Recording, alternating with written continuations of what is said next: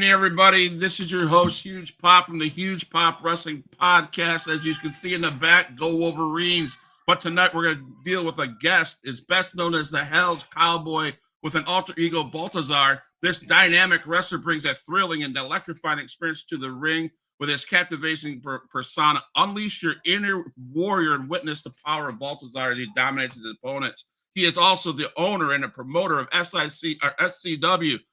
Come on and join us. Welcome, Hunter Paine. How you doing tonight?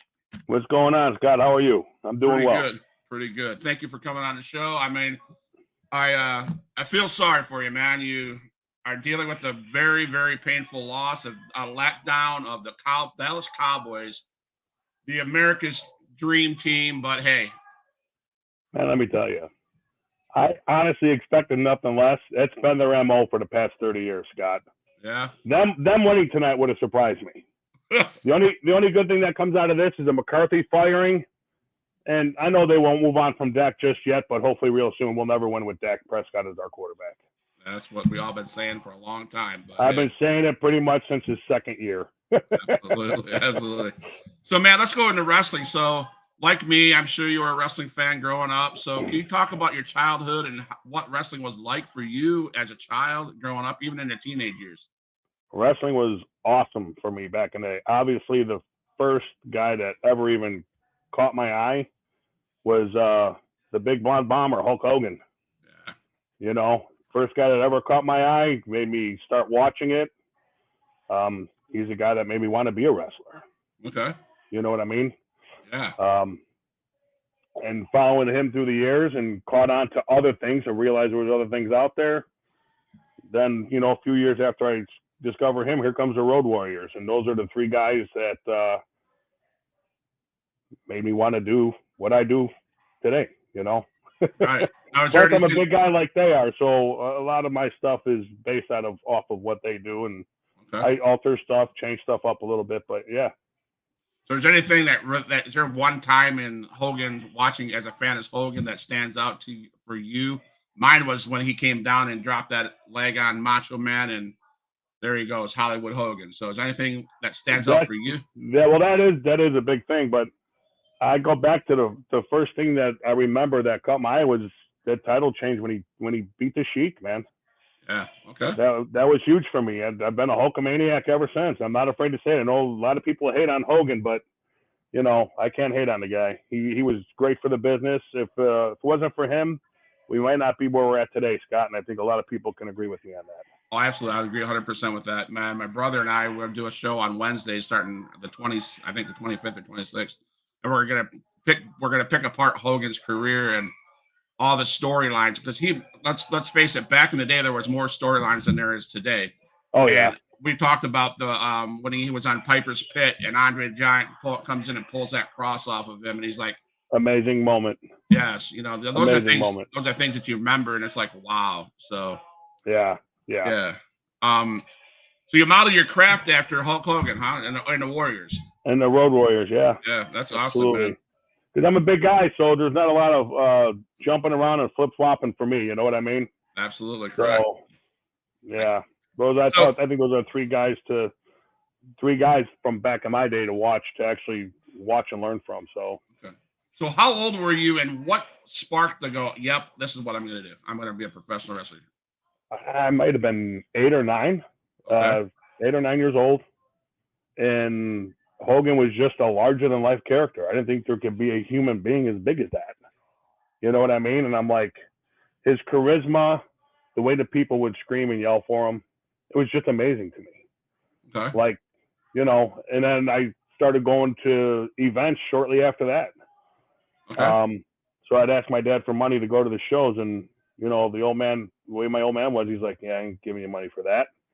So I got a paper route, bro, and I would buy my ticket, and then my neighbor would drive me, so I'd have to buy his ticket. Okay. So anytime they were at the UIC Pavilion, which was usually WCW, and anytime they were at Rosemont, I was there. All the way until it became mainstream, and it just started costing a ton more money. Yeah, I mean, you know, I think I had a second row seat at Rosemont and UIC Pavilion for $20. Right. Now you can't even touch it for like. You can't even get the 300 section for $20, man. So right. No, you can't. It's a little different beast today. Absolutely. So How old were you when you decided, oh, I'm going to look up training studios, training camps, or whatever they call them, and start doing it? That's crazy. There was never any age or whatever. I was watching Raw one night, and this commercial popped up. Do you want to be a wrestler? And then it had a Chicago area code on it, and that's what caught my eye. I was like, oh shit, local, you know? But I couldn't remember because it was literally like a 15-second commercial. Like if you didn't have that pen and paper, you weren't getting that number. Gotcha. You know what I mean? And it's not like TV you could pause today. You know what I'm saying? So Correct. I sat in front of that TV for weeks on end waiting for that commercial to come back. Got it, and the rest is history. Okay, so where did you go, and who were your trainers? I went to Windy City Wrestling. Okay. Sam DeCiro was the owner. He was also a big player in AWA. Okay. Yeah. Part of this, he was Supermax of the Max Brothers. If you ever go back and watch any of that history, he was trained by Greg Gagne. Obviously, he passed his knowledge on to us. Yeah. Trainers down there were Steve Boz, Mike Anthony, Terry Allen. Okay. I think I trained for literally 3 days with Christopher Daniels before he took off to California and became big. Oh, awesome. Christopher Daniels was down there quite a bit. Wow. So training, does that incorporate the mic skills, the bumps, the psychological stuff? Everything. Windy City taught everything. There were certain days where you were working on promos, certain days you were just working on chain wrestling and never took a bump. And then there were days you went in where all you did was bump. You know, they hit everything. Everything had to be close to perfection as far as Sam was concerned, or you didn't wrestle or your promo didn't make it, you know, on TV, because we had regular TV back in the day. Okay. You know what I mean? So everything had to be perfect for what would be perfect in his eyes, what he wanted for his programming, you know? Yeah. So he ran us through the grinder for sure. He ran us about retake after retake after retake. It was incredible. So what happened? How'd that first bump feel? I mean, what was that like? Can you tell us about that? The first bump was no problem for me. I think it only took me truly 3 bumps to learn how to bump. Okay. And I think at the time it was we had a guy called Bad Boy Brett Sanders was like, I can't believe you're already bumping 2 minutes into this. I'm like, I don't think you've met anyone that wants it more than I do, Brett. So let's do this. Wow, man. You know, but it didn't bother me at all, Scott. Honestly, it did not bother me at all. I loved it. I was like, man, this is what it's like. I was happy to be in the ring, bro. I was just happy to be in a wrestling ring. So is there anybody that you met or talked to I know Hogan and the Road Warriors, you know, but is there anybody that you talked to that inspired you to say, yeah, man, I want what that, you know, any inspirations, any mentors, I guess? As far as like big names, no. I would never be the guy to go out and meet those guys. But I did get, you know, kind of close to some of the guys that are still hanging around the indie scene today that have a very good name. Terry Allen being one of them, Steve Boz being one of them, and Jimmy Blaze is another one. I'm 27 years in. Those 3 guys have more time than I do. And I will talk to them and pick their brain constantly about my matches and what I could have done better or whatever. And they're not afraid to hold their feelings back from telling me what they thought of the match, whether it was good, bad, or indifferent. So Those are the kind of guys you want in your corner, because you always strive to be better, no matter how old or young you are. If you're not striving to be better, just get the fuck out of the way then and let the guys that want to get better get better. Right. Now, does SCW have their own training school, or do you guys? We sure do. Okay. Can you talk about that since we're on the training part? Yeah. We do have a training center in Momence, Illinois. Okay. I do have some guest trainers come down once in a while. Terry Allen comes down once in a while. Sometimes I'll just get a guy hit me up, like Brian Cage when he was doing Warrior Wrestling. Okay. You know, hit up one of my guys that owned a gym in the area, and he was like, hey, you got access to a ring? And he goes, well, yeah. And then he calls me up and he goes, please tell me you have access. We can get to your ring today. I'm like, yeah, we can get to my ring today. No problem. So, you know, Brian Cage came in and he was rolling around. He just wanted to loosen up and try out a few things before he went on to Warrior Wrestling the next day. You know what? That was pretty cool. That's a big So, dude, too. Oh yeah, dude, he's enormous.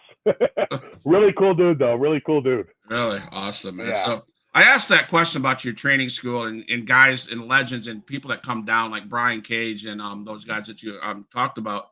How important is it for your guys in SCW, yourself, to when you have that opportunity to have them in your locker room at an event or in a training school, for people to just shut their mouths and listen to what they have to say? Oh, it's so important. And back in my day, Scott, it was never an issue. You did shut your mouth and listen. Gotcha. You know, back in that day, it was you were to be seen and not heard. It's the truth. You listen. Today's generation is a little different, man. They like to chat, they like to talk, or if you got someone like that guy talking, you look over and you'll see guys on their cell phone, and I just want to go and punch them right in the face. Like, it's so hard for me not to be like, what is wrong with you? These guys are giving you advice and you're not even paying attention. Like, Right. if you want to get better, this is where it starts, man. Open up your ears. Yeah. You know, I don't care what you can do in there, but if you can't tell a story in that ring, it means jack shit.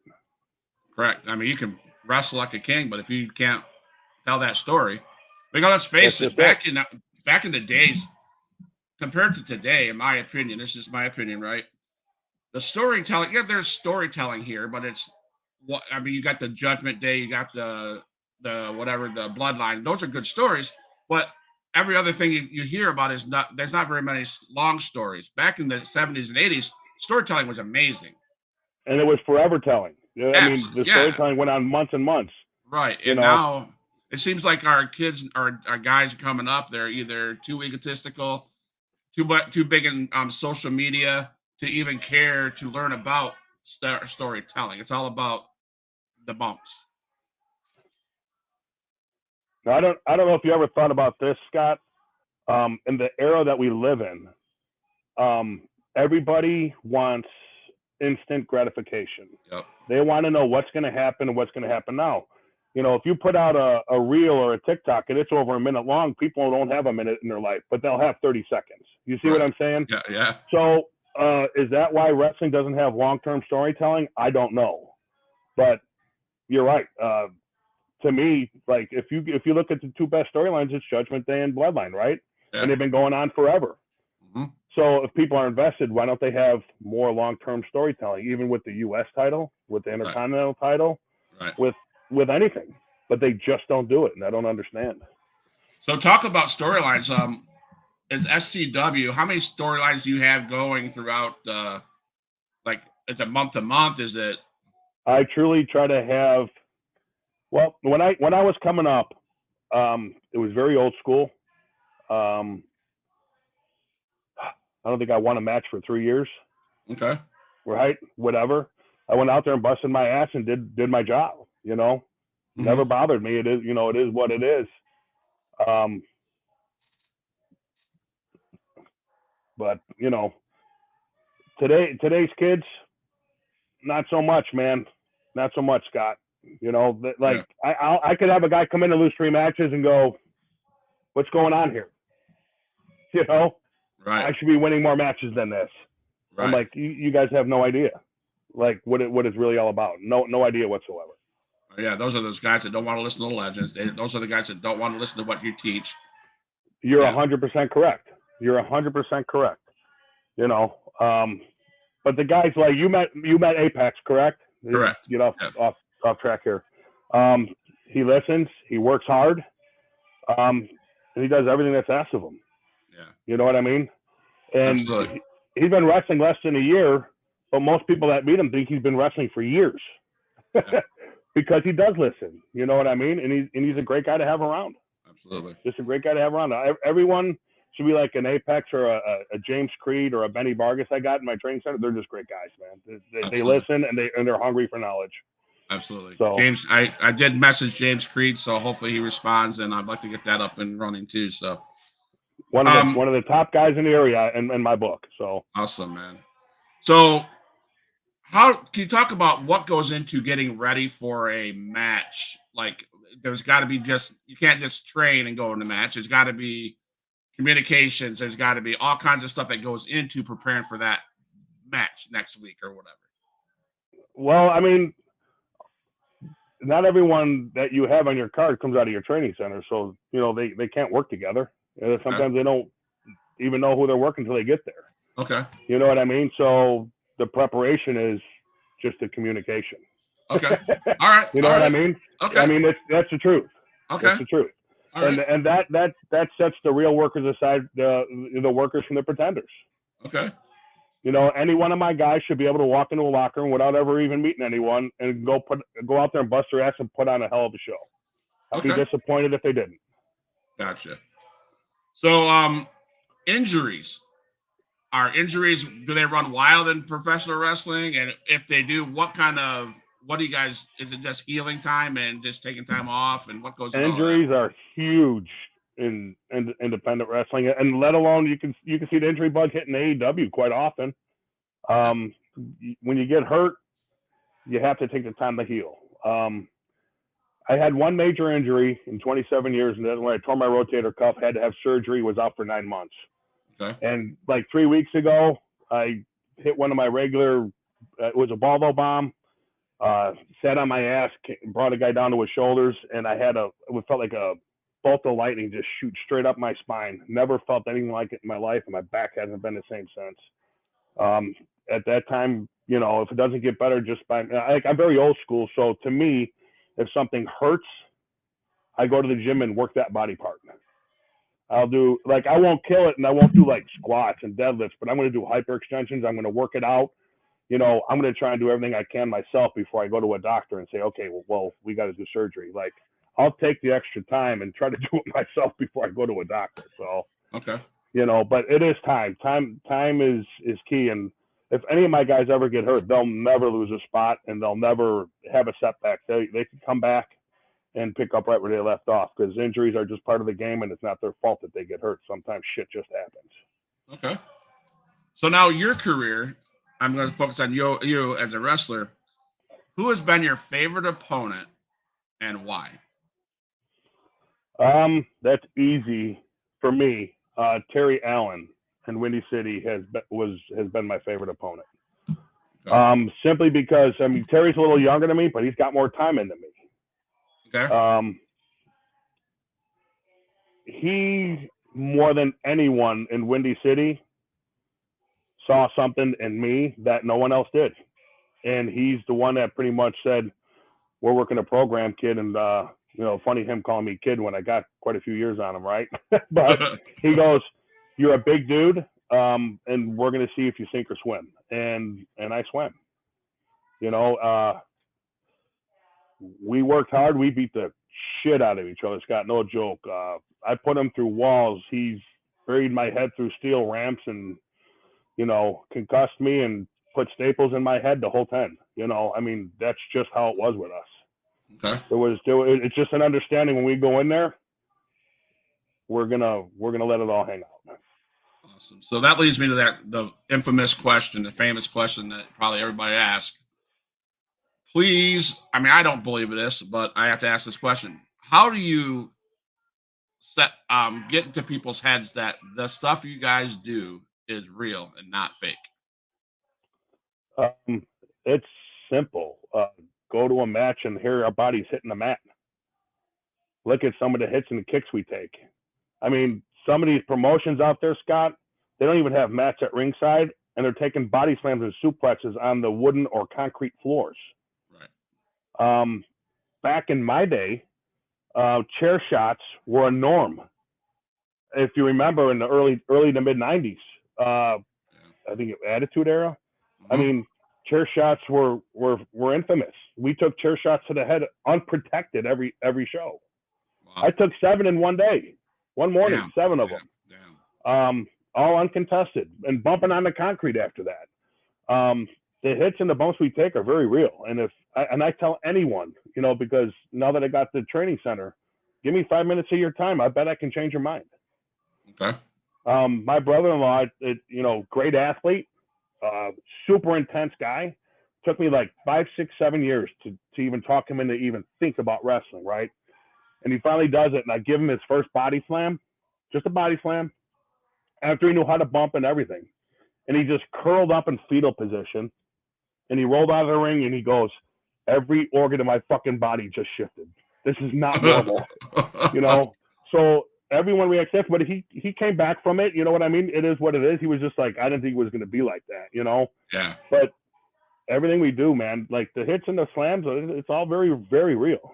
There's no, you know, there's no fake table. There's no fake chairs. The steel chair is a steel chair is a steel chair, man. You know, wooden table is just that as well. There's no gimmick chairs or gimmick tables. I mean, you got to throw a guy hard enough to go through the table, Scott. Right. You know what I mean? You just got to throw him hard enough to go through it. I didn't understand that, I guess, until back 2022. I was my first independent promotion event I went to, and that's on Panama City with XIW. If you look in that back there, there's that chair there, that you can see the dent and the crease in it. That thing was used. That was used like 6 times in that on that event. And last month they had the event, and Damian Wayne, he was supposed to go through the table and then onto the floor. Well, the table didn't break, unfortunately, and his neck, the table next to it, went right here.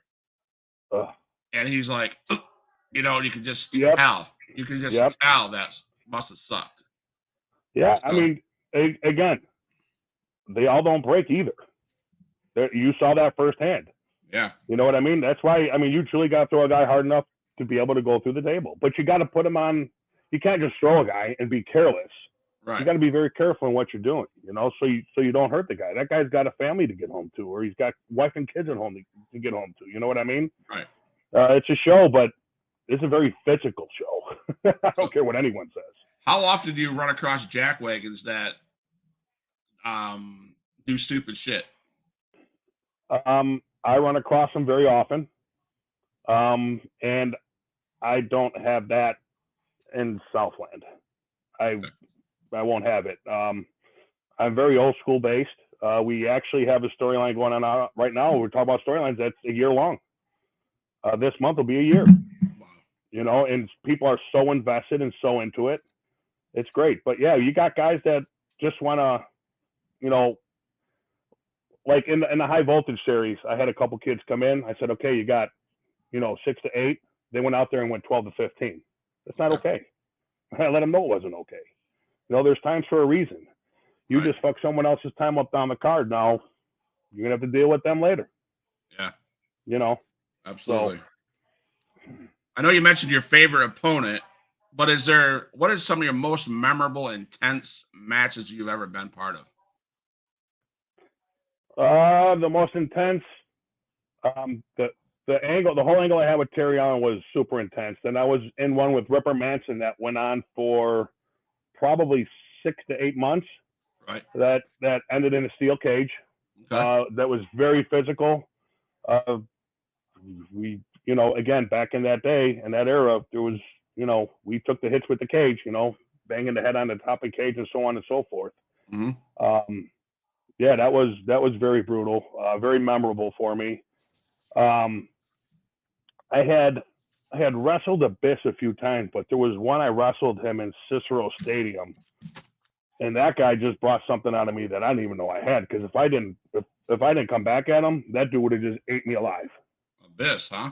Yeah. Yeah. Yeah. He was something else, man. We were supposed to just have a regular match, and he just decided, like, right in the middle of it, yeah, we're going to take it outside. And we literally went across the whole freaking arena. You know what I mean? Yeah. I was like, all right, here we go. You know, but that was a lot of fun too. So. Was he probably the biggest guy you've ever, of the mainstream stuff you've ever faced? Yeah, I wrestled Abyss probably 4 or 5 times. Okay. I did get in there with Road Warrior Hawk once, just for a few, you know, probably for just a few minutes. It was just an angle we worked, and I came in at the end of the match, and I was in there with him. Actually, the lights go out in the building, and Hawk and I can't remember who his opponent was, and sorry to say I can't remember. And we were supposed to take the bats, whack the bats on the mat like we were beating the shit out of them. Well, my bat just nicked Hawk's head. Oh shit! And just gashed him. And I I get in the back and I'm just pacing like, man, this dude's gonna beat my ass. Like we're gonna get back there, he's gonna beat my ass. But whatever, I have a comment, right? I was like, all right, it is what it is, whatever. You know, I was ready to take it, and he just brought me over, sat me down, and talked to me like nothing even happened, man. It was incredible. Joe says those type of matches and that type of experience make the best friends. So For sure. He actually, just sat me down and said, don't worry about it. He goes, I was supposed to be off to the side. I was more center. He goes, it's no one's fault. And we went into talking, and I told him, I said, hey, I remember a tag match. You were with the Russians. I said, you had one of them busted open, and you sucked the blood right out of the guy's head, and you spit it in the air. And he goes, yeah, do me a favor and don't do any of the stupid shit I ever did. he goes, don't do any of it. I'm like, 10-4, note taken. you ever get the opportunity to talk to any of those guys now during your here with us about SCW, about what No. I brought Al Snow in a few years back and talked to Al. I brought Brian Cage in. I'm looking to bring someone in this year. We'll see who that is, but those guys cost a little bit of money to bring them in, so. Right. But I do talk to them, and I talked to Brian Cage at the training center, man. I'm like, hey, and again, it's just me wanting to get better or do what I can do. What can I do better for my guys? And he looked at me, he said, dude, this is one of the top 5 training centers I've walked in. He goes, the only thing I would do in this big space is get a second ring. Other than that, you got it going on, man. I was like, well, a second ring would be great, but I need the people in to be able to justify spending another $5,000 on another ring. You know what I mean? Right. So is your training center in the same area and building that the high voltage is always filmed in? Well, in the beginning of High Voltage, okay, yes, it was the same. We used the training center for the High Voltage. It was just a concept I came up with to get the guys some ring time. I would just tell the guy I'm renting a gym from, tell the landowner, tell the neighbors, hey, come, we're putting on a show. There's only 4 matches. It'll probably take up like an hour of your time, hour 15 minutes of your time. Sometimes we'd have people there, sometimes not. And then I was just thinking like, why don't we just open the doors an hour early and let these guys wrestle at the venue that the main card is on and have them wrestle in front of a few more people? Okay. You know what I mean? Yeah. Maybe they'll up their game a little bit and step up their game a little bit and want to do a little better other than wrestling in just their training center ring. You know what I mean? Right. So, and I think it works for some of them. They go out there and they really bust their ass. So that's all I can ask for. Absolutely. That's all I can ask for. I did watch the Christmas episode a couple days ago, and I love how it's like the old school studio feel. Yeah. It's like chairs. I think I've seen chairs on 3 sides. I think.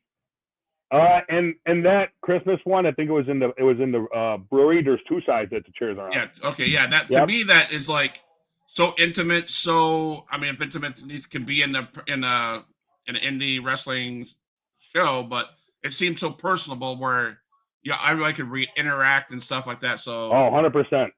Now, if you looked at our old programming, if you go back to old WCW studio days, yes, that's kind of what we're doing. If you notice, like with the ringside interviews and everything else. Yes. Because I love that old school style of wrestling, and I don't know that it'll ever come back, but I can certainly do it down here in Southland. You know what I mean? Right. Absolutely. And hopefully people pick up on it and be like, man, this is cool. I never seen this before. Talk about the kids today. Right. But if they would turn on the network, they could see that that's how it was done back in the day. Right. As a podcast creator guy, you do your research and you pick and choose what you like to watch and what you want to talk onto. And there's not very many that you can tell who's in it and who's doing a very good job. And you are old school. There's a company down here in Florida, that's CWF, is old school. SICW in St. Louis. They got that old school feel. Like you just said, the ringside interviews, like Jesse Ventura or Gorilla Monsoon interviews. I love that stuff. Yeah, as a kid, I'm like, that was what I watched. Yep. And that's what got me hooked, And I'm not that I don't like the in-ring interviews that WWE does and blah, blah, blah. but even promos are done outside the ring sometimes. And I'm like, that's exactly what I grew up on. So See, now the reason I would do that, Scott, right? So sometimes you have a guy that was just in a killer fucking match and yeah. shit broke down and his adrenaline is going. You know what I mean? His adrenaline's going. He just won or he just lost, depending on what's going on. Like, you'll never catch that moment where he's that hot and that fired up. Like, let him, why let him cool down and do the interview in the back later? Let's catch that shit at ringside right now while he's fired up. Correct. You know what I mean? To me, there's truly nothing more real than that. The guy's fired up, his adrenaline's pumping, and God only knows what they're going to say. Absolutely. Truly. Yeah. And that's very real. I love it. Absolutely. Matt says, "Hey, boss. What's going on, Matt?" So halftime, 21 Lions, Rams 17. Just give you a heads up. Just give you a Go Detroit. Can't stand anything in LA. That's right. So let's talk about fans and fans to you, fans to your guys at SCW. How important are the fans? And can you tell us about the interactions and that you have in the ring and outside the ring with the fans and about the merch tables you have too? Hey, Dad, how you doing? I see 21-17, man. Go Lions. My dad just popped in. Oh, so Matt's good fans, Matt's talking shit. Your Cowboys killed me. Sorry, dude. I tell all my guys, and I truly believe this, I think independent wrestling fans are the best fans on the freaking planet. Yeah. I really do. They believe in what you're doing. Mm-hmm. They buy into what you're doing. They're at every show. I wrestle at a couple different venues, and they show up at both. You know what I mean? They're not just going to the one in their backyard. They're going to the ones 25 miles from their house as well. I got people that are driving 90 minutes to get there. You know what I mean? The fans, I can't say enough about it. I love the independent wrestling fans. I think they're the best. I really do. Awesome. For any fan, they are the best. They buy our merch. They buy any new shirts I drop, any new hats, anything. They're buying them. Awesome. You know what I mean? They love the product. They support the product, but they got to understand if they love it and if they don't support it, we're not going to be around there. Absolutely. It kind of goes both ways, Yeah. Has there been any funny interactions that stand out that you've heard about with like Apex or Creed or even yourself? Well, funny. Don't tell Creed this, but he's losing his hair. He doesn't like to hear that very much. Apex, there's no funny stories about Apex. He's just a pretty straightforward guy. He comes there, gets down to business, and doesn't really get caught up in any of the bullshit, which I love about him. If I can't say something about Apex, some people may or may not know. So this week, I literally had a guy drop at training. Okay. When I say drop, we thought we were going to lose him. Oh, wow. Apex is certified in CPR. Apex went over and literally saved my guy's life. Thank you, man. Thank you. I've told him several times already, thank you. He was a rock star. He kept his composure and knew exactly what to do. And I was a lost soul, Scott. I was a lost soul. I was like, what do you need me to do? What can I do? And he was like, just leave me alone. And he's doing the chest compressions, the whole 10, man. You know what I mean? So, yeah.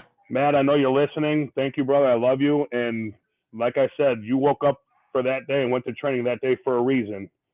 And you know what that reason was. So. Awesome. But, yeah, that's not a funny story. That's just a real story. And I think people should know how important CPR is, and guess who's going to get CPR certified within the next few months here? That would be me, because I saw how important it was, Scott. Awesome, man. Yeah, I wouldn't want to do that again either, man. Crazy, it was bro. Horrifying. It was terrifying, and anything you could possibly imagine. Nothing you would ever think would ever happen. Ever.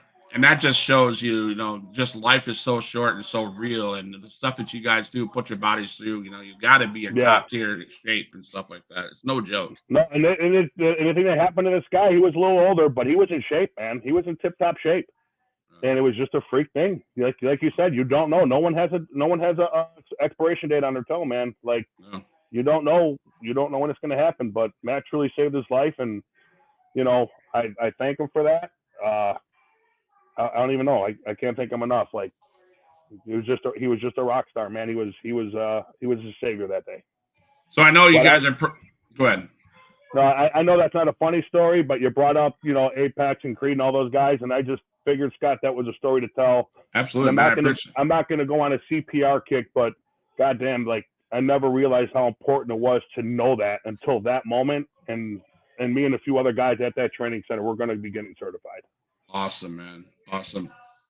So I know you guys are pretty professional, and there's probably not a lot of ribs that happen in the locker room, any jokes or any cool. Have you ever been in your career been any car rides to any promotion shows that there was something that was like, oh my god, this is so funny? Well, I was the youngest guy for a long time before someone else came along, so I was always the guy that had to drive or follow the ring truck or whatever. And the ring truck was a big box truck. And don't ask me to tell you the town, Scott, because we wrestled in so many towns. Okay. I don't remember. So all I know is like 3 or 4 hours away. We were far from home. And in the middle of nowhere, one of these little fairgrounds somewhere out in the middle of nowhere. Yep. We're on our way home and the truck just starts sputtering and it's dying and dying. And now we're coming up at 2 in the morning and 3 in the morning. And we had this old guy, Psycho, still around today. And he would get under there and he was like, I'm like, Psycho, what are you pounding on? He's like, I don't know, man. He goes, Sam just told me this fucking truck starts acting up, go on there and start pounding on this thing. So he starts pounding. I don't know what the hell he was pounding on, but this thing was like just twisted metal when he was done pounding on it. But the truck got running, right? And we got home. But man, did it take forever. Nice. And then same driver, same truck. I don't know what he was thinking or what he was doing. Got that son of a bitch stuck in a mud hole. I was Nice. like, oh, you got to be kidding me. Psycho. Nice. Well, nice. Here comes a tow truck and has to wench us out. You know what I mean? Yeah. I mean, the road stories are fun, and unfortunately, I don't think a lot of the kids today, they won't ever experience that. Yeah. They just won't. Right. You know, I travel up and down the road with a lot of the same guys, and it was a lot of fun. You know, stopping to get something to eat and just telling stories with each other. I wasn't part of this one. I was in a different car, but a couple of my boys were at a show, and they were leaving, and they said they were about 15, 20 minutes from the venue, and this car kept cutting them off. They finally get in front of this car. These guys get out, and then my boys get out and start going after them, and they were like, oh, shit, you were the guys at the wrestling show. They were like, yeah. Well, they got back in their car and went home. Wish I was part of that one, but I wasn't there for that one. I was in a different convoy at that time. Gotcha. So that's fun stuff. It happens all the time, man. All the time. I bet. I was at an after party, and I was always one of the bigger guys. The big guys aren't a thing much anymore, Scott, as you know. I think the big guys are a rarity. A lot of your guys are now like, I don't know, I'm going to say 180 to 230, 240. Right. You know, I floated around most of my career around 280. Now I'm around 3 to 315. I was at an after party, and this guy got wasted, and he came and he just socked me right in the face for no reason, nothing called for, nothing. And I just stood there and looked at him, and I'm like, just processing what happened. And I went to go after him, and Steve Boz, who I mentioned earlier, had just jumped in front of me and said, dude, he's drunk off his ass. He's like my best friend ever. Please don't kill him. I'm like, yeah, I don't know that there's no coming back from this, Steve. Like, the dude just punched me in the face. And the dude looks at me and he goes, I'm not going to lie. He goes, I punched you as hard as I can and you didn't even move. Please don't kill me. You know, so I did what any wrestler would do, and I just said, take off your fucking shirt and let me give you a chop. I think I chopped him so hard, I think he wet his jeans, so. that was the payback. Like, you could take this or I'm just going to beat your ass. Take your pick, you know. No. But guys, you know, again, it goes with the whole fake thing, Scott. Like, they think we're fake tough guys. But anyone that puts on a pair of boots is tough to an extent, man, because it's not easy what we do. I would never get in a ring and take a chop. That would be hell no. I can just say that live here on this podcast. Huge Pop will never take his shirt off to get a chop. Think of the huge pop. Huge Pop would get if you took a chop. Hell no, dude. If I got balls enough at the next XIW, I might say that. That would be good. That'd be good for content, man. That'd be great content. But I'm not sure if I'm up to that yet. So, is there a misconception in the business that independent scene is a glorious, awesome life? Oh, far from that. And I think you were being a little sarcastic there, Scott. No, I think I'm coming to him at a fan's perspective, okay?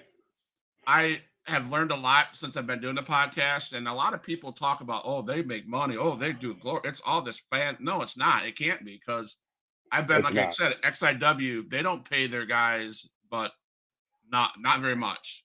Right. You know, and some guys make more than others, and rightfully so, right? Right. They put their time in or whatever, but it's not a glorious lifestyle. But we get to do something that most people can't do. Correct. Or aren't physically able to, or some have health conditions or whatever that prevent them from doing it. So we're blessed to be able to do what we love. Okay. Not everyone can say or do that. I can say I'm 27 years in. When I was 9 years old, Scott, when I first saw Hogan, I said, this is what I want to do for a living. I'm not doing it for a living, but I've been doing it for 27 years. And not everyone can say that. You know what I mean? Yeah. So I could say that this is what I wanted to do, and I'm doing it, still doing it. So. Do you think there's we talked about this earlier offline, but do you feel that storylines are missing from today's stuff and territory days from today's wrestling? Do you think that's what's missing? I do. Storylines, I think, are so important. I think that's what grabs people. And again, in today's wrestling, a lot of these kids are just about the here and now, but long-term storytelling will grab you if it's done right. Okay. It just truly will. It will keep you invested for as long as that storyline is going. Like the Bloodline story, to me, just kind of faded in recent months, and I don't know why they did that. Maybe we'll know at Mania or something. I don't know, but something that was so hot, they split the brands, right? And one's over here, one's over there. They still call them the Bloodline, but the storyline isn't not what it was. Like, it was going hot and heavy, and it just kind of faded. Now they're just, I don't know. The Judgment Day, who I really didn't think was going to take off, is taking off. Right. You know what I mean? I thought it was just a bunch of misfits they threw together to try and save them from getting bounced or whatever, but that fucking group took off, man. Yeah. And I'm glad to see it. I was never a Dom fan, but when he was with his dad, I thought he was ridiculously horrible. But when they put him with the Judgment Day, with the 1 day in jail, prisons, blah, blah, blah. Oh, my God. I mean, that's great, dude. That is great. Yes. So now you got to love them. You got to love him because he is, he's amazing. So it's just crazy. No, he's done a 360, man. He really has. He's gotten so much better. I think that's a kid that not only born in the business, but he's working his ass off to get better every day. Yes, he is. Yes, he is. So what's your take on stars that aren't in the wrestling bit, like Logan Paul, like David Arquette in WCW, like all those guys that come in? What's your take on those guys? Do they belong in the business, or are we gravitating to celebrities more than we should? Well, now that WWE is the spectacle that it is, they will be gravitating towards these, these YouTubers or these TikTokers or whatever. The David Arquette thing, I absolutely hated back in the day. Absolutely hated it. I think 99% of the wrestling fans are with me on that. Logan Paul, for the short of time as he's been in there, I'm not a Logan Paul fan, by no means. But why put a title on another part-timer? I don't understand it. Right. He'll bring eyes to the product, Scott, whether he has the title or not. Yep, I agree.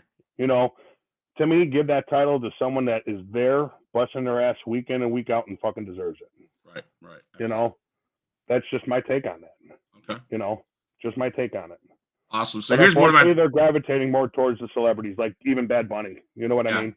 So, yeah. I but Bad mean Bunny is what it is. He's not a title holder. yeah, You know, obviously he works. You know, he has trained for the moments that he's had, yes. which is kudos to him. But I'm not saying Logan Paul hasn't trained because he's obviously very good. Mhm. But if you're gonna be a part timer, man, like I don't understand strapping them. I just don't get it. No, me neither. So, like I said, I'm a foster dad. I take care of 8 kids. Hold on, we got Matt's Apex is saying something here. So, he got followers, and only reason he's so amazing talent for just starting up. Yeah, but I agree, no titles needed. To be honest with you, so I have foster kids I take care of, and of course they like what Mr. Scott does, and so they have questions. They want to say, "Hey, can I ask the wrestlers some questions?" I said, "Sure." So it's like a shoot. We're shooting these right at you. Fire questions. Favorite food? Favorite food: filet mignon. Does pineapple belong on pizza? Negative. Favorite pet? Dog. Favorite movie? Oh God, where do we start? Right. Pretty much anything with Sylvester Stallone in it. Yes, I'm a Stallone guy. I agree. I think Fate. He was in Face Off, right? Yeah, no, John that was Travolta. Travolta. Yeah, that's a great movie too. That was Travolta. Favorite cartoon? Oh Lord, I haven't watched cartoons in 30 years. Let's go with the Flintstones because I think I watched the Flintstones more than anything. You play video games? Once in a while. You have a favorite one? Right now it's um Ragnarok. Shit. That's how often you play it, right?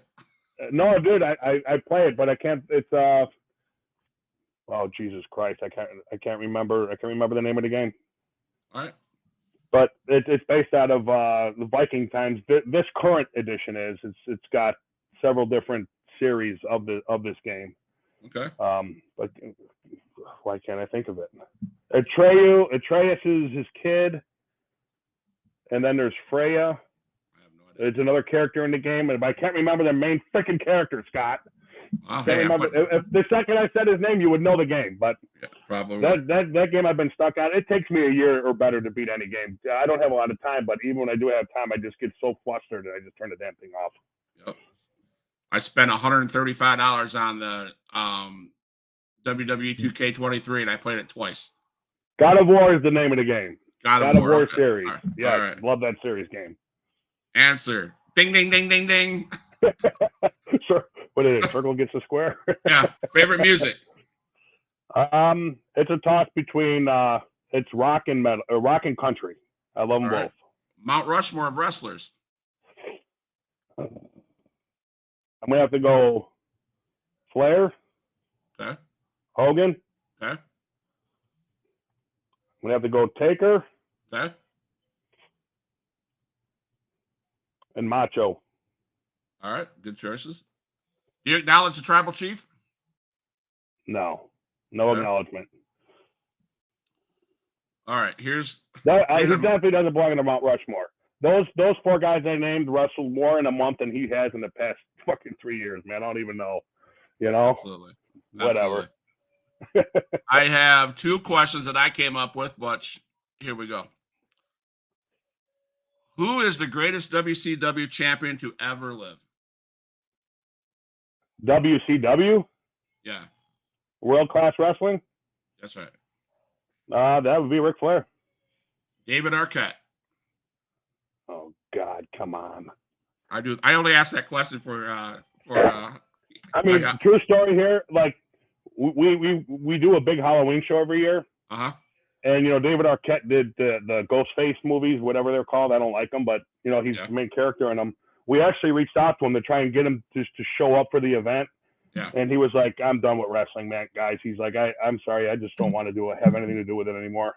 Gotcha. I was like, "Well, goddamn, just name your price tag. I think you would love it down here. Like we'd have a blast with it." Right, I had the casket and everything, Scott. It would have been great. Nice. And the last one, and this you're a little bit salty on this one. I have a feeling, but Matt says, how do you not like Scream? But here's your last question. Screaming. See, I couldn't even remember the name of the movie. What's your favorite sports team to cheer for? See, I think you just came up with this one right before we went on the air. It's the Dallas Cowboys. Dallas Cowboys. It's the Dallas Cowboys and the Boston Celtics. I got to respect the Boston Celtics, but I can't respect the Dallas Cowboys. You're one of the haters, Scott. It's okay. You're one of the haters. That's all right. I'm a Detroit Lions fan, so I got to be a hater. Hey, I'll pull for Detroit. Like I said, I hate everything LA. I hate everything LA. Anything California, blah. So, can you talk about how important brotherhood is in professional wrestling and paying it back, paying your dues? I think brotherhood is so important. And again, I think it goes with my brother, the guys I'm so close with, which I call brothers to this day, are the guys I went up and down the road with. Those are the guys I can call on today for advice. Guys that come down and help me out with the shows. Guys will even throw on the boots for me if needed.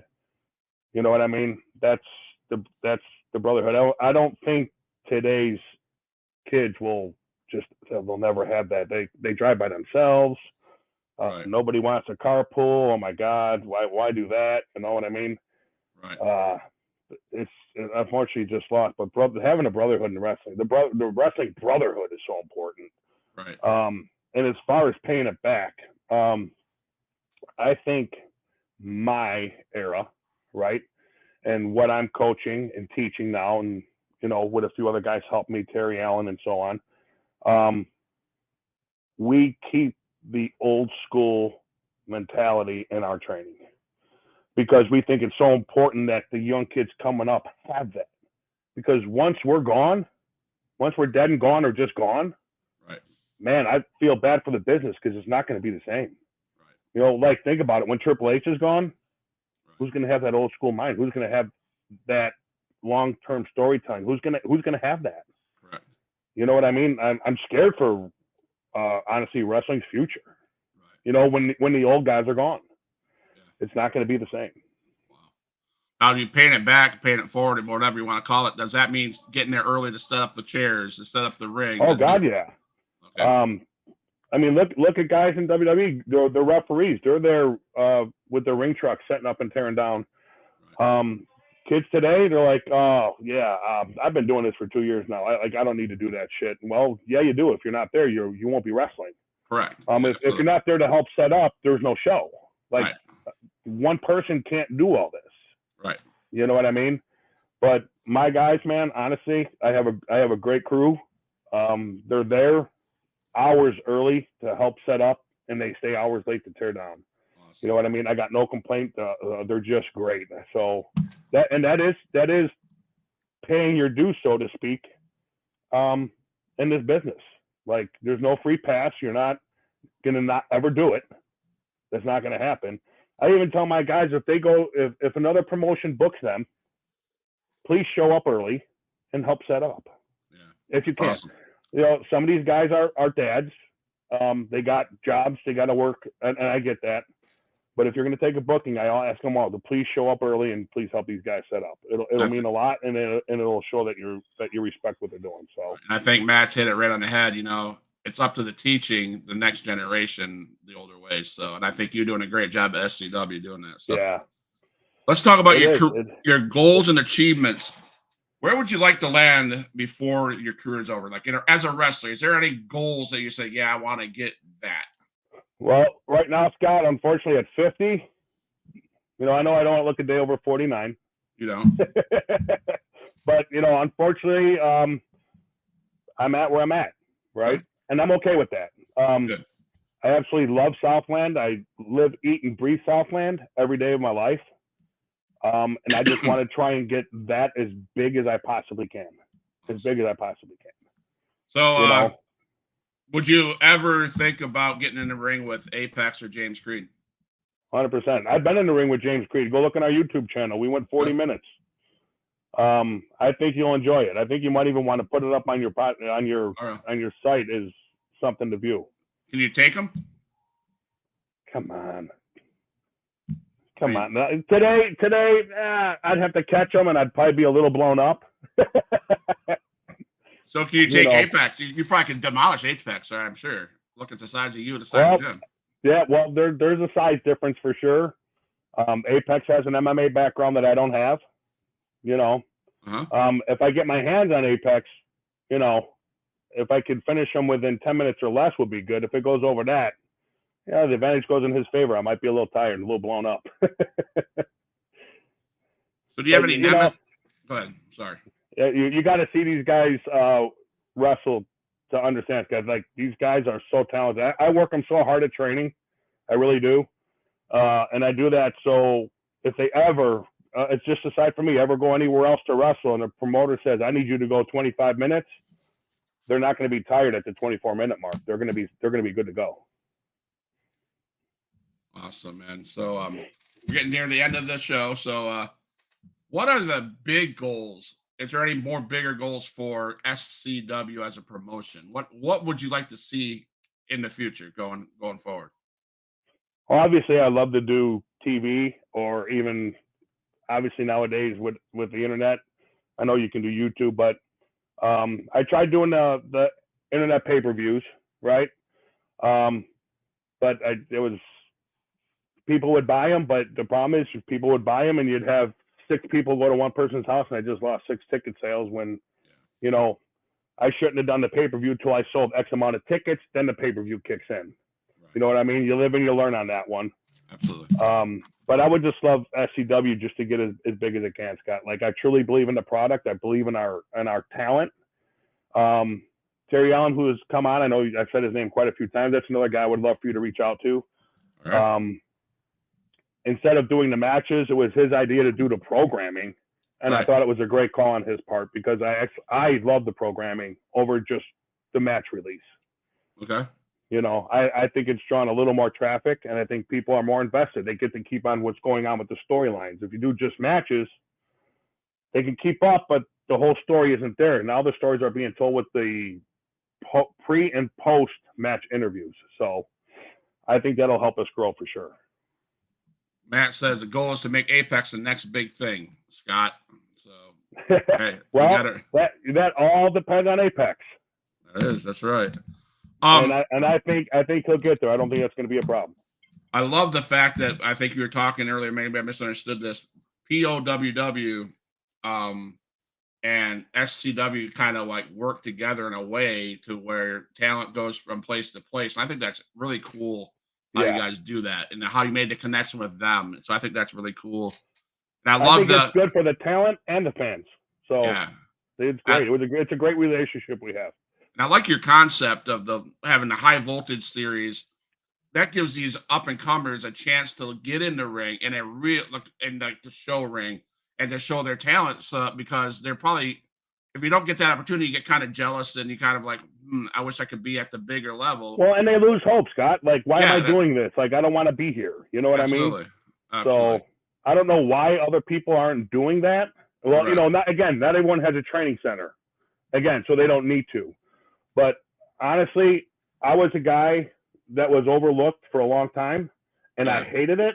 Okay. But I still put my head down and pushed forward and did my job. You know what I mean? Yeah. 100%. But it was a horrible feeling to have, and I don't ever want my guys to feel that way. I always want them to say, you know what, I'm not a main card, but I am wrestling high voltage. Come and check me out. Right. You know what I mean? I'll have a spot for everyone, man.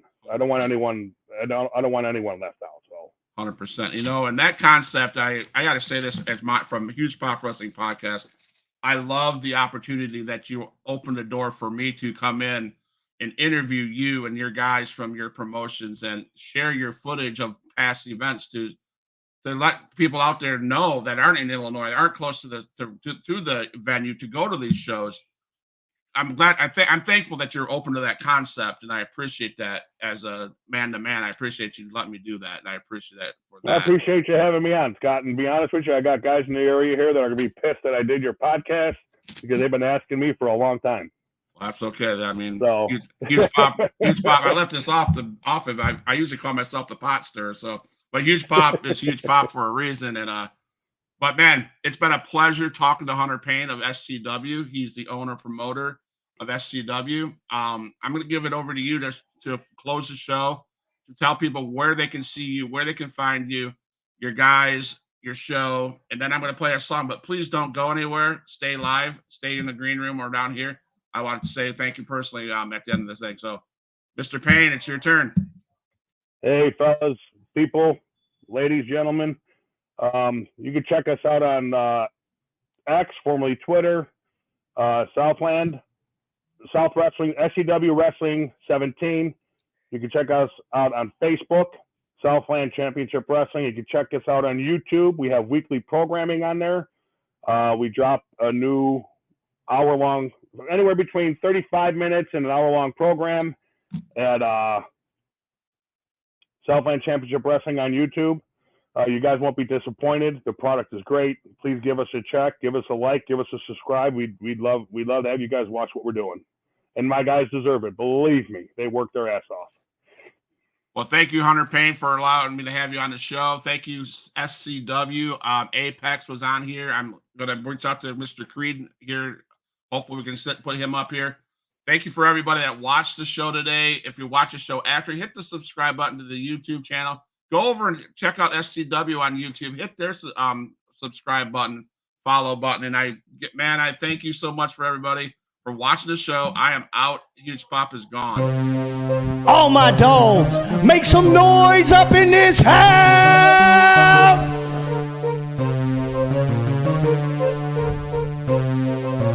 Who is in the house? Who is in the house? It's the gangster of destruction, so you know what's going down. And when the drive-by's coming, then you better hit the grind. Cause when your body hits the canvas, then your ass is knocked out. Who is in the house? Who is in the house? It's the gangster of destruction, so you know what's going down. And when the drive-by's coming, then you better hit the grind. Cause when your body hits the canvas, then your ass is knocked out. Fight with Adrian Whisper is like a fight with the devil, because when he's dealing with you, you cannot get on this level. Fight with Adrian Whisper is like a fight with a king. It's like a fight with an army. They got the tanks and everything. He's leaving bruises and stitches, possibly leaving you crippled. Cause when he sets up the table and sends you straight through the middle. 6 sadistic free, beat that ass with a light bulb. Leave a piece of glass embedded in the back of your skull. Who is in the house? Who is in the house? It's the gangster of destruction, so you know what's going down. And when the drive-by's coming, then you better hit the ground. Cause when your body hits the canvas, then your ass is knocked out. Who is in the house? Who is in the house? It's the gangster of destruction, so you know what's going down. And when the